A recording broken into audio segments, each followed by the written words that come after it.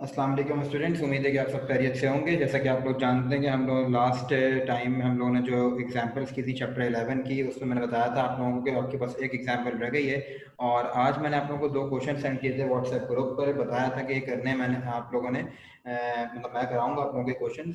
और इसके बाद हमारा चैप्टर नंबर 12 जो है वो खत्म हो जाएगा और इंशाल्लाह from next Monday we will start chapter number 12। सो आज के जो न्यूमेरिकल्स हैं कोई इतनी मुश्किल नहीं है। और पास पेपर्स के जो न्यूमेरिकल्स हैं वो आप लोग जो है बेटा खुद करेंगे, क्योंकि मैं आज यही चेक कर रहा था बेटा हुआ कि कोई ऐसा न्यूमेरिकल पास पेपर यानी कि 10 ईयर्स में नहीं आया हुआ। कोई भी ऐसी वैरायटी नहीं है क्वेश्चन की जो मैंने आप लोगों को नहीं कर पाई हुई हो। सारे क्वेश्चन मैंने इधर उधर से निकाल निकाल के सब करवा दिया मैंने आप लोगों को। कोई ऐसा सवाल नहीं है जो आप लोगों को अब नहीं आना चाहिए बेटा, सब सवाल आप लोगों को आने चाहिए। तो आज की क्लास बेटा शुरू करते हैं। और सबसे पहला न्यूमेरिकल आज हमने करना है वो बुक की एग्जाम्पल है 11.8 जो कि लास्ट टाइम रह गई थी। तो आज बेटा हम एग्जाम्पल 11.8 करेंगे सबसे पहले तो, जो कि पेज नंबर 34 पे मौजूद है। अपनी बुक्स खोल लीजिए और देख लें कि सवाल क्या लिखा हुआ है वहाँ पे। भाई वैसे वैसे मैं सवाल पढ़ भी देता हूँ आप लोगों के लिए, समझा भी देता हूँ। पेज नंबर 34 में मौजूद है। तो आइए बेटा डाटा बनाते हैं। आपसे कह रहे हैं कि एक कार्नोट इंजन आपके पास है जो कि वर्क कर रहा है between 150 degree centigrade and 50 degree centigrade. ठीक है, दो टेम्परेचर है, दो रिजर्वायर है, एक हाई टेम्परेचर रिजर्वायर है और एक लो टेम्परेचर रिजर्वायर है। आप लोग ये बात जानते हैं कि कोई भी कार्नोट इंजन जो बिटवीन टू रिजर्वायर ही काम करता है, अदरवाइज इसके लिए वर्क डन करना पॉसिबल नहीं होता। ठीक है, तो बेटा यही सिलसिला है। ये भी जानते हैं आपके जो कोल्ड बॉडी टेम्परेचर होता है वो T2 होता है और जो हॉट बॉडी टेम्परेचर होता है वो T1 होता है। जो हॉट बॉडी टेम्परेचर बेसिकली यहाँ पे दिया हुआ है आप लोगों को, वो दिया हुआ है T1। कितना दिया हुआ है बेटा, क्या दिया हुआ है, T1 दिया हुआ है। T1 कितना दिया हुआ है ये भी देख लीजिए। T1 दिया हुआ है आपको 150 डिग्री सेंटीग्रेड। ठीक है, और T2 कितना है आपके पास, T2 आपके पास है 50 डिग्री सेंटीग्रेड। आ रही है बात समझ में बेटा ये वाली। T2 कितना है, 50 degree centigrade. First of all you are suppose to convert this temperature into Kelvin by adding 273। क्या बन जाएगा आपके पास, ये बन जाएगा आपके पास 423 केल्विन बन जाएगा, 423 केल्विन बन जाएगा। अच्छा, उसके अलावा जो है वो ये जब ऐड करवाओगे ये कितना बन जाएगा आपके पास, 323 केल्विन बन जाएगा। आई बात समझ में बेटा, ये वाली ये बन गया 323 केल्विन बन गया। ठीक है, आपसे पूछ रहे बताइए इस कार्नोट इंजन की इफिशियंसी कितनी होगी। तो आओ फाइंड आउट करते हैं इफिशियंसी इसकी। सबसे पहले आप देखेंगे रिक्वायर में कि सर इसकी इफिशियंसी हमारे पास नीटा से रिप्रेजेंट की जाएगी। तो ये आ गया नीटा। ठीक है, अब हम डालेंगे हेडिंग किस चीज़ की, सोल्यूशन की हेडिंग डालेंगे।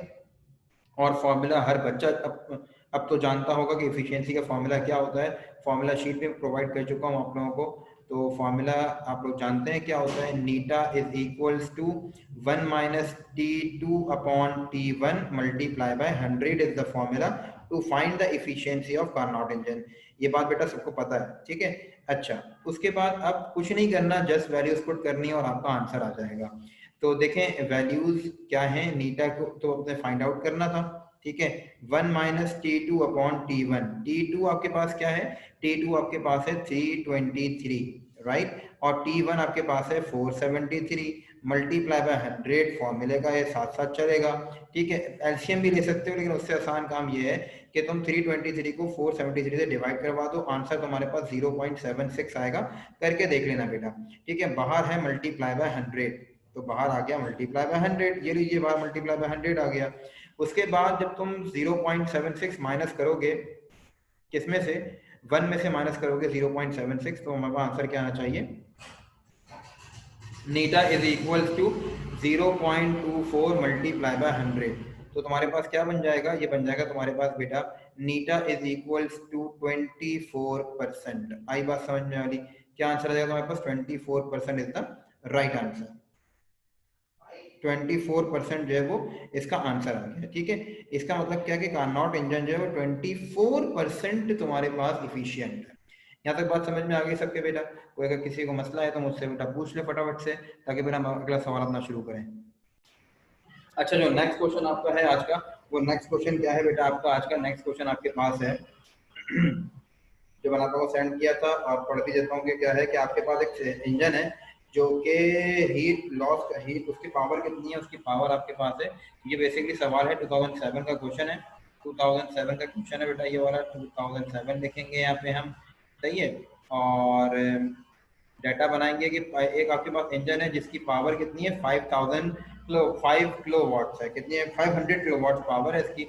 एक इंजन है जिसकी पावर है 500 किलो वाट्स, ठीक है। आपसे जानना ये चाहते हैं कि बेटा ये बता दो कि 1 घंटे में ये कितनी हीट लॉस करेगा, ठीक है, जबकि इसकी इफिशियंसी कितनी है 30% है। 1 घंटे में ये हीट लॉस कितनी करेगा, ठीक है। ये बात तो आप जानते हैं हीट इंजन हीट लॉस करता है। इसको मैं लिख सकता हूँ ना कि देखें 2 जीरो ये वाला और किलो के 3 जीरो, क्या बन जाएगा 5 एक्सपोनेंशियल 5 वाट्स, सही है। ये तो आ गया 5 एक्सपोनेंशियल 5 वाट्स, सही हो गया बेटा यहाँ तक। अच्छा ये हो गया नीचे 30%, नीचे 30% हो गया। अच्छा इसके अलावा जो है वो नीटा हो गया 30% आपके पास। और आपने फाइंड आउट क्या करना है, आपने फाइंड आउट ये करना है कि बेटा ये बताओ कि ये 1 घंटे में कितनी हीट लॉस करेगा। 1 घंटा मतलब टाइम पीरियड कितना, टाइम कितना दे दिया, टाइम दे दिया आपको 1 आवर। 1 आवर मतलब होता है आपके पास 3600 सेकेंड्स, तो ये हो गया 3600 सेकेंड। समझ गए इस बात को। रिक्वायर क्या है, रिक्वायर है आपके पास, रिक्वायर आपके पास क्या है बेटा, रिक्वायर आपके पास है, रिक्वायर आपने क्या करना है, क्या आपको मालूम करना है, आपको मालूम करना है कि हीट लॉस कितनी कर रहा है ये सिस्टम। हीट एब्जॉर्ब Q1 होता है और हीट लॉस क्या होता है बेटा Q2 होता है। आप ये बात जानते हैं बहुत अच्छी तरीके से। तो फर्स्ट ऑफ ऑल आपने क्या फाइंड आउट करना पड़ेगा, आपको वर्क डन फाइंड आउट करना पड़ेगा, अदरवाइज उसके बगैर काम नहीं कर सकते। अच्छा वर्क डन कैसे फाइंड आउट करें, सर हम तो फंस गए नहीं फंसे बेटा। आप जानते हैं पावर का फॉर्मूला क्या होता है, पावर का फॉर्मूला आपके पास होता है power is equals to work upon time. क्या फॉर्मूला होता है आपके पास, पावर का फॉर्मूला होता है वर्क अपॉन टाइम। और हमने थर्मोडायनेमिक्स में वर्क को डेल्टा डब्ल्यू से रिप्रेजेंट किया है, तो डेल्टा डब्ल्यू से ही रिप्रेजेंट करेंगे। अच्छा जी, उसके बाद क्या हो जाएगा आपके पास, ये कुछ इस तरीके से हो जाएगा कि पावर की जगह पावर की वैल्यू, पावर की वैल्यू क्या है 5 एक्सपोनेंशियल 5, डेल्टा डब्ल्यू की वैल्यू आपके पास फाइंड आउट करनी है आपने। टाइम कितना है 3600, टाइम आपके पास है 3600। उसके अलावा ये यहाँ पे डिवाइड हो रहा है, वहां जाके मल्टीप्लाई हो जाएगा, क्या बन जाएगा delta W is equal to 5 exponential 5 multiply by 3600, ठीक है। तो जब आप ये मल्टीप्लाई करवाएंगे so the answer will be 1.8 exponential 9 joule is the work done. ये आपके पास क्या आ गया, वर्क डन आ गया। अच्छा एक बच्चे ने करेक्शन भी करवाई छोटी सी, वो ये कि जो हमने पहला सवाल किया है उसके अंदर जो हमने टेम्परेचर 423 गलती से लिख दिया, बेसिकली वो 423 नहीं है 473 है, उसको सही कर लीजिएगा बेटा, ठीक है। तो अब एक और फॉर्मूला पढ़कर आए थे हम इफिशियंसी का फॉर्मूला, कि जिसमें Q1 direct Q2 find out करने के लिए Q1 जरूरी है निकालना। क्या फॉर्मूला होता है, eta is equal to delta W upon Q1 multiply by 100। Q1 निकलेगा तो Q2 निकलेगा, अदरवाइज हम फाइंड आउट नहीं कर सकते बाकी चीजों को। देखें उसके बाद क्या हो जाएगा, ये देखिएगा वैल्यू पुट करवाएंगे यहाँ पर, नीटा इज इक्वल टू, सॉरी नीटा की दी हुई है, नीटा की कितनी दी हुई है, नीटा की दी हुई है 30%, यहाँ 30 आ जाएगा। डेल्टा डब्ल्यू कितना है बेटा 1.8 एक्सपोनेंशियल 9, और 100 क्या हो रहा है मल्टीप्लाई, इधर आगे क्या हो जाएगा डिवाइड, ठीक है। नीचे आ गया Q1 आपके पास, ये बन जाएगा 0.3, तुम डिवाइड करवाओगे तो सही है, समझ रहे हो ना बात को, क्या बन जाएगा बेटा 0.3 बन जाएगा। 0.3 जब बन जाएगा तो क्या होगा 0.3 के बाद ये क्या हो गया 0.3 Q1 is equals to 1.8 exponential 9। अब 0.3 क्या हो रहा है मल्टीप्लाई, मतलब क्या हो जाएगा divide, Q1 is equals to 1.8 exponential 9 divided by 0.3। सही हो गई बात यहाँ तक। जब तुम डिवाइड करवाओगे तो डिवाइड करवाने के बाद आंसर तुम्हारे पास आना चाहिए, चेक कर लें फटाफट से बेटा, कैलकुलेटर में आंसर क्या आ रहा है के पास 6 एक्सपोनेंशियल 9 आ रहा होगा आई थिंक सो, ठीक है। 6 एक्सपोनेंशियल 9 जूल्स क्या आ गई, हीट एब्जॉर्ब आ गई। तुमने हीट एब्जॉर्ब नहीं निकालनी है, तुम्हें हीट लॉस चाहिए। हीट लॉस कैसे फाइंड आउट करते हैं, याद है ना आप लोगों को कैसे करवाया था, delta W is equal to Q1 minus Q2 से। सारे फॉर्मूले आपके पास अब होने चाहिए, मैं फॉर्मूला शीट दे चुका हूँ आप लोगों को। तो देखें डेल्टा डब्ल्यू कितना है 1.8 एक्सपोनेंशियल 9 है, ठीक है। Q1 कितना है 6 एक्सपोनेंशियल 9 है, और Q2 जो है वो फाइंड आउट करना था आपने। ये माइनस है तो इधर ले आइए, प्लस हो जाएगा, इसको वहाँ भेजिए माइनस हो जाएगा। तो क्या बन जाएगा बेटा ये कि ये बन जाएगा आपके पास Q2 is equals to 6 exponential 9 minus 1.8 exponential 9। तो जब माइनस करवा लोगे तो answer will be Q2 is equals to 4.2 exponential 9 joule is the heat lost by an engine in 1 hour।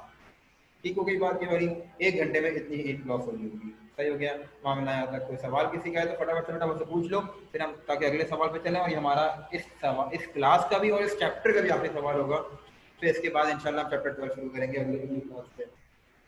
फिर रिपीट करूंगा एक बात और कि कोई ऐसा सवाल मैंने नहीं है जो मैंने नहीं करवाया हुआ, सब हर वैरायटी के क्वेश्चन करा दिए मैंने चैप्टर से रिलेटेड। तो आप लोग को बेटर ट्राई कीजिएगा पास पेपर्स के क्वेश्चन 2010 से लेके 2019 तक।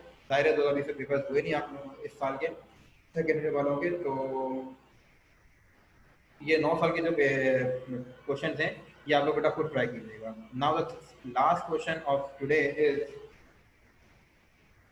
आई थिंक सो ये 2005 का क्वेश्चन है जो मैंने आप लोगों को सेंड भी किया था।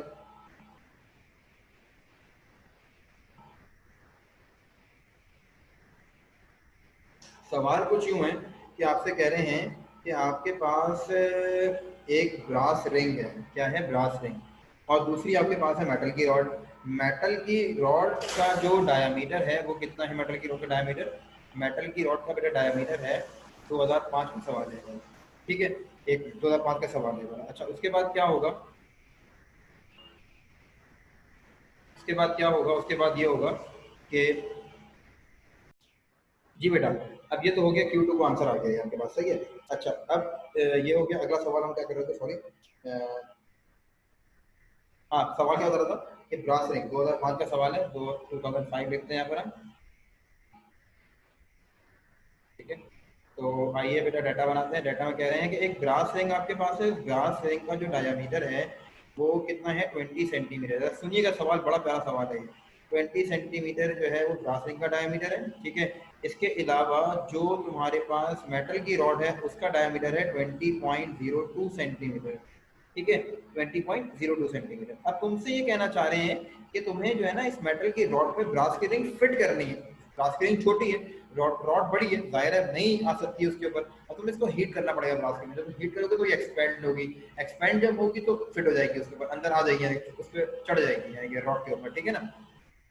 अच्छा जी, अभी इस वक्त इनिशियली जो ब्रास रिंग का जो टेम्परेचर है वो कितना है बेटा? 20 डिग्री सेंटीग्रेड। तुम चाहते ये हैं, ये बता दो बेटा कि कितना तुम्हें हीट करना पड़ेगा ब्रास रिंग को कि ये उस पे माउंटेड हो जाए। किस पे माउंटेड हो जाए? मेटल रॉड पे माउंटेड हो जाए।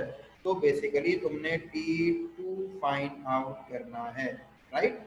सो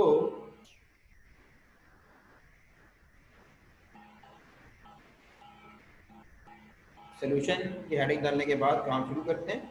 अच्छा एक बात और, तुम्हें इसके अलावा अल्फा का लीनियर एक्सपेंशन भी दिया हुआ है। कितना दिया हुआ है? 1.5 एक्सपोनेंशियल माइनस 1.9 एक्सपोनेंशियल माइनस 5 मेरा ख्याल है। 1.9 एक्सपोनेंशियल माइनस 5 है जी बेटा। 1.9 एक्सपोनेंशियल माइनस 5 है। 1.9 एक्सपोनेंशियल माइनस 5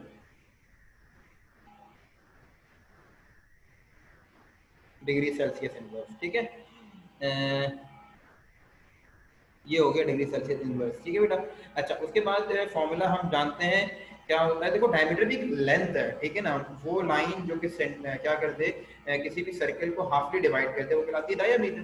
ठीक है, तो मैं इस फॉर्मूले को जो हम पढ़कर आए थे delta L is equal to L1 alpha delta T, क्या मैं इसको ऐसे नहीं लिख सकता कि लेंथ की जगह पर मैं डायमीटर ले आऊं? Delta D is equal to D1 alpha delta T. सही है मामला? यहाँ तक समझ में आई बात ये वाली? ठीक है। अच्छा अब तो कोई मसले की बात ही नहीं है। देखो कितना आसान सवाल हो गया। क्या बन गया? D2 minus D1। अच्छा सेंटीमीटर से मीटर में कन्वर्ट करने की जरूरत नहीं है क्योंकि दोनों सेंटीमीटर के अंदर। D1 alpha T2 minus T1। ये लीजिए बेटा, और आसान कर दिया मामले को। सही है, T2 तो मैं फाइंड आउट करना है, जस्ट अब सिंप्लीफिकेशन करानी होगी और आंसर तुम्हारे पास आ जाएगा। यानी कि सिंप्लीफिकेशन क्या होगी? T2 माइनस T1 यहाँ रह गया, यहाँ क्या बचा? D2 minus D1 over D1 alpha. सही हो गई बात यहाँ तक? सो अब क्या करेंगे हम? अब हमारे पास ये हो जाएगा D2 तुम्हारे पास कितना है? 20 point, sorry T2 find out करना है तुमने।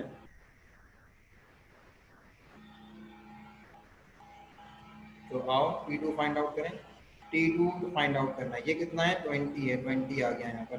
ये कितना है बेटा 20.02 है, -20 है। उसके अलावा D1 कितना है तुम्हारे पास 20 और multiply by 1.8 exponential sorry 1.9 exponential 1.9 exponential -5। सो ये तुम्हारे पास क्या हो जाएगा, ये बन गया तुम्हारे पास T2 minus 20 is equals to 0.02 over, ये तुम्हारे पास आंसर आएगा। इसको मल्टीप्लाई करवाने के बाद कुछ बनेगा ये इस तरीके से। कैलकुलेटर में तो देखिएगा बेटा 3.8 एक्सपोनेंशियल -4 कितना आ जाएगा 3.8 एक्सपोनेंशियल -4। सही है। अब तुम क्या करो, इन दोनों को सॉल्व करवा लो। इन दोनों को सॉल्व करवाने के बाद T2 minus 20 is equals to, इनको सॉल्व करवाओगे तो 52.63 आएगा, 52.63। ठीक है, -20 है, इधर आके +20 हो जाएगा। T2 is equals to 52.63 + 20। तो जब प्लस करवाओगे 52 में तो 72 जाहिर है, देखिए 72.63 डिग्री तक तुम इसको जब हीट अप करोगे तो ब्रास का रिंग इतना बड़ा हो जाएगा कि इजीली माउंटेड हो जाएगा किसके ऊपर, डेल्टा टी। इतना जब तुम करोगे तो इजीली माउंटेड हो जाएगा किसके ऊपर, उस मेटल रॉड के ऊपर। और यहाँ पर आपकी क्लास खत्म हो गई बेटा। कोई सवाल किसी का है तो मुझसे पूछ लीजिए। जज़ाकल्लाह खैर बेटा।